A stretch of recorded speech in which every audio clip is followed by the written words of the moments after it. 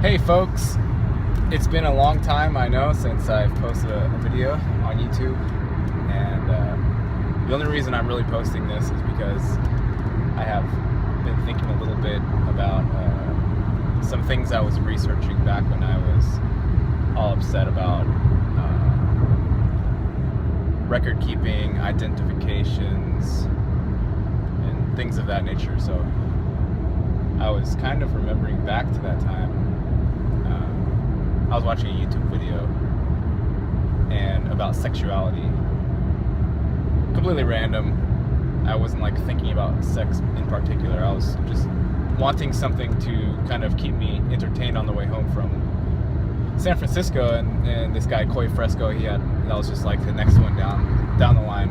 So, but it got me back to thinking about when I was researching this stuff. Something that was very surprising to me was, well, okay, I'm not going to talk about that right this second, but something that has been surprising to learn is like when I was starting my own business. I was having an eBay business, right? And I had to name it, etc. And when you name the business and register it, you have to file a fictitious business. I forget exactly how they worded it, but you're filing for a fictitious business license or a fictitious person license. And so that got me to thinking, what is this fictitious? This means like fake, right? That was the first thing I thought was fictitious. Why do you need that? What does that even mean? Why would you want to fake? So when I was looking all this stuff up, if you look up legal terminology, it's very interesting. So I looked all this stuff up, and I found out that businesses are considered persons. Okay, they don't call them people. Like physical human beings are called people, right? Well, these businesses are called persons. And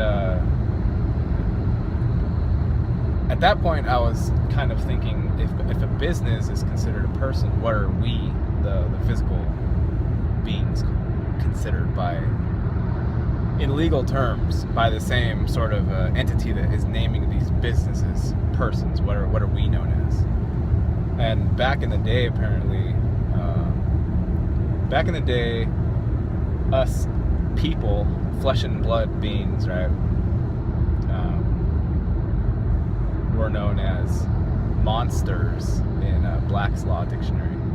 Okay, I have no way of verifying this. This might not be true. It's from the little bit of searching I did, it seemed like it was true. Like lawyers didn't seem to act like that part was not true. And so flesh and blood people were called monsters and incapable of holding property.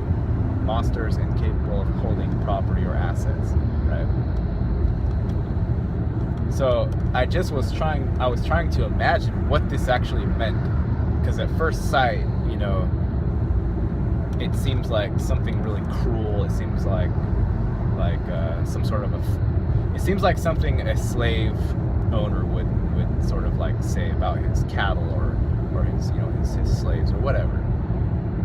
It seemed really inhumane sort of terminology, and so I was kind of mad about that.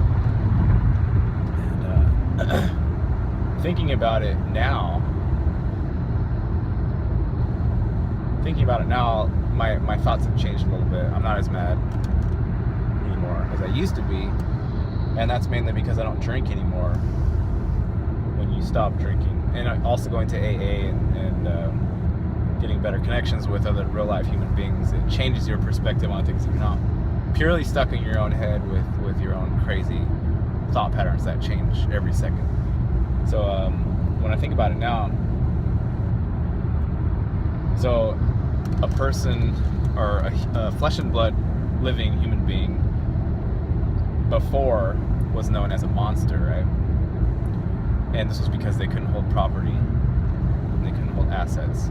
And really and truly, the live flesh and blood, this is the way I see it, the live flesh and blood creature as just, if you take, before you apply labels to it and give it a social security number and so on and so forth,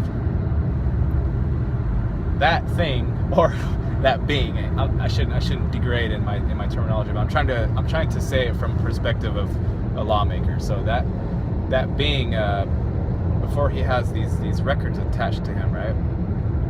He's like an animal. He has no other rights than an animal would. Okay, and if you think about it, if you were to say, imagine one of your family members and try to place him into this situation, the only thing that gives this being special privileges with you is because you know him, right? You know them. So you know their name, you know their family members. You have memories of personal experiences that you've shared with them. So you know this person and you have some level of trust with them. So this is what makes them more than just like another living entity. Like if we see a fly or a cat or whatever, some animal just grazing out on the field, we don't think anything of it, and it's just an animal and it has no other relevance to us. But the thing is once you start keeping records of these animals' movements, and when the idea of property comes into the picture, then the definition of that entity has changed. At the point which you start attaching records to the physical being, then the capabilities of that being have also changed. So now that we have established some records, right? When you're born, you have your date of birth. These are, just think of the things that are very important to all your transactions, important transactions, like